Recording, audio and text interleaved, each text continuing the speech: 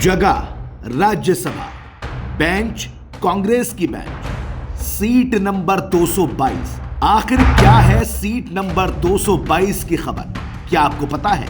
अगर नहीं पता तो चलिए मैं बता देता हूं। राज्यसभा में आज तक आपने वोट के लिए सांसदों को लड़ते झगड़ते बहस करते देखा होगा। कभी कभी मुद्दों की बात भी हो जाती होगी, लेकिन आज सीट नंबर 222 से नोटों की गड्डी मिली है, वो भी राज्यसभा में।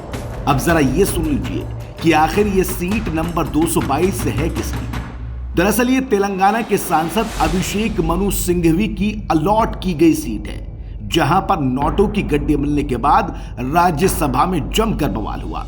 कभी नोट पर सियासत, कभी नोट पर बवाल, और अब नोट किसके हैं ये सवाल।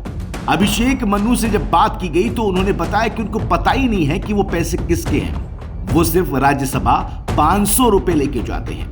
अब सवाल तो बहुत सारे उठ रहे हैं।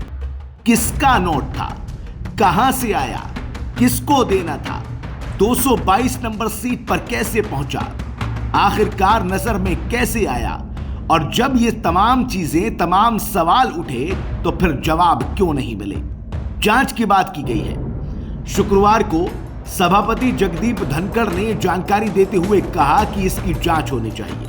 जैसे ही अभिषेक मनु का नाम सभापति ने लिया, विपक्ष बिखर गया। उन्होंने कहा कि जब तक पूरी जानकारी न मिले, जब तक जांच न हो, आपको अभिषेक मनु सिंघवी का नाम नहीं लेना था। इस पर एक तरफ विपक्ष था, दूसरी तरफ पक्ष।